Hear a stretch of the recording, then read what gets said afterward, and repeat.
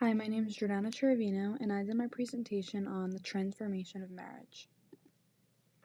For some background, divorce rates started to evolve starting in the 1970s, which started to happen when women focused more on happiness rather than power and wealth. Two-thirds of divorced women married again within 5 years, and at the end of the century, nearly half of divorced women were married 5 years later. In 1960, 1 in 10 women in America ages 25 to 29 were single, so most women found love at an early age. And in 1998, 40% of this age group became married. As you can see from the chart on the bottom right, divorce rates started going up the younger that people started to marry. When it comes to marriage, it was originally arranged by the man and woman's family based on wealth and power. After the 1960s, and when personal appeal and happiness started to matter more than power, women also started to be more involved in the workforce and did not want to rely on their husband for money at all. I also read in Kuntz's text that some women even joined the workforce because they got too bored being at home while their husbands would work. Mothers also agreed with this change because they wanted their daughters to have a purpose in life besides taking care of the family.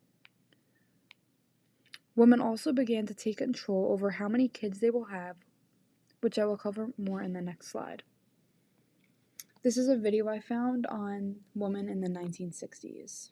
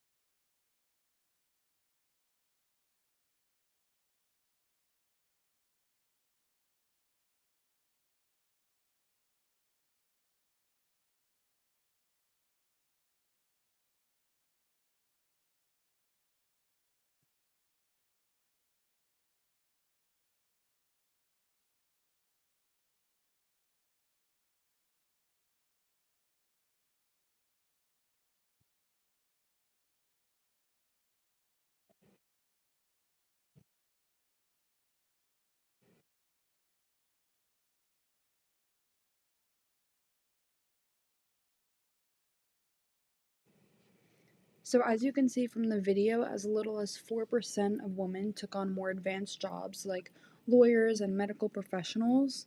And after the feminist movement started to happen and people became more aware of it, this is when women started to enter the workforce and go to school to get higher degrees. Moving on, contraceptives were in the making for 80 years before being announced to the public in the 1960s. Having premarital sex became acceptable for men and in most cases for women after this new information was released to the public audience. Before 1960 and even after this feminist movement, if a woman became pregnant, in any case, they would have to instantly marry their sexual partner. After almost 5 years of being announced, millions of women were on forms of birth control to prevent having to marry someone unexpected. So in the 1960s, it was more socially acceptable to be marrying the person that you were having a child with, as it still is today in some cases. And you could see from the chart on the bottom right that pregnancy rates started to decline between the age groups of 15 to 17 after these contraceptives were released to the public. Moving on to the workplace, Roe v. Wade was passed, which ruled if women felt it was necessary, they could abort a child if they felt it was the best option. This was a big turning point in the world, as it meant women had the right to their own bodies. A husband could never forbid his wife from taking the job because families started to become reliant on two sources of income, almost like how it is now. This went both ways, as a woman could also not force her husband to make all of the money for the family.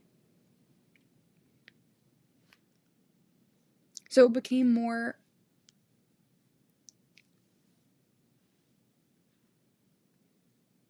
common for families to be focused on two forms of income instead of just the man making all of the money for the family. And women started to enter the workforce more, which meant that the family would be reliant on two sources of income. So some couples even signed agreements to agree on both the husband and the wife to make money to support the family. Same-sex marriage was another big topic that was brought up by President Nixon. Gay and lesbian couples protested for the right to marry, as President Nixon did not fulfill their request.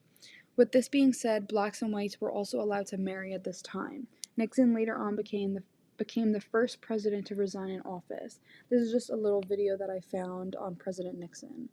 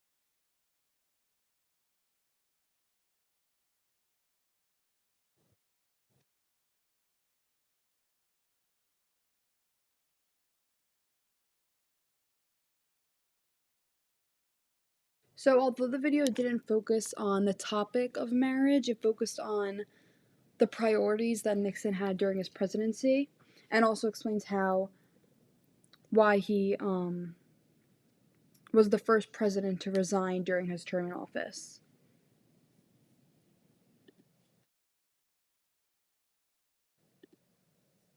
Moving on to legitimacy and illegitimacy.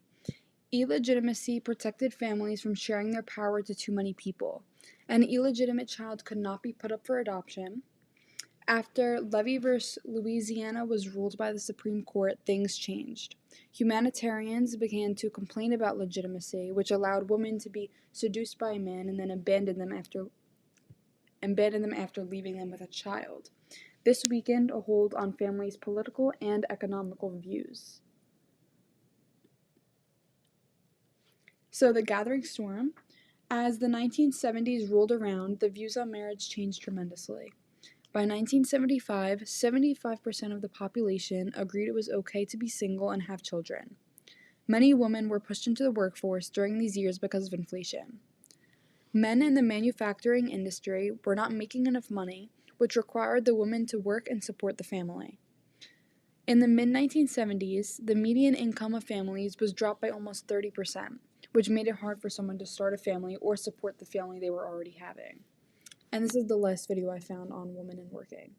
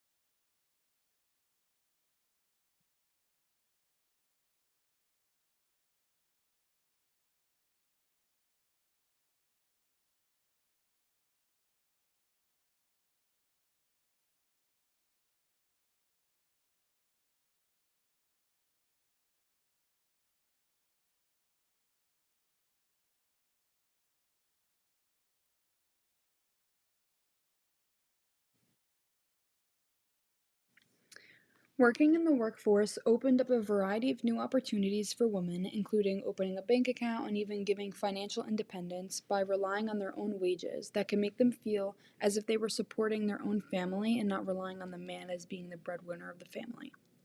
Another big reason women entered the workforce is when males went to war and they needed a better income source to support the family while at home. As it just said in the video, some women even laid off their jobs after their husbands returned from war.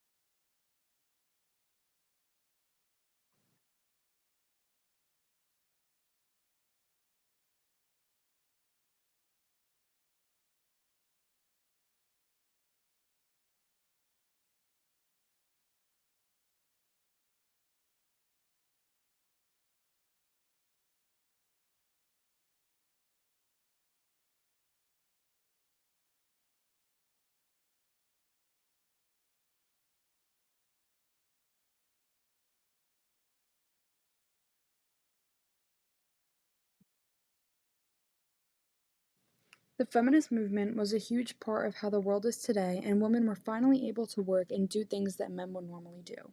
This took the fight for women's rights to a next level. To conclude, when wages for women were rising, some even joined the workforce. Wives joined the workforce when wages for men fell and when economic losses made families suffer. Also, even when a wife was unhappy in a marriage but bored at home, they would join the workforce to keep themselves busy. Working became more and more normal for women in marriages until how it is today.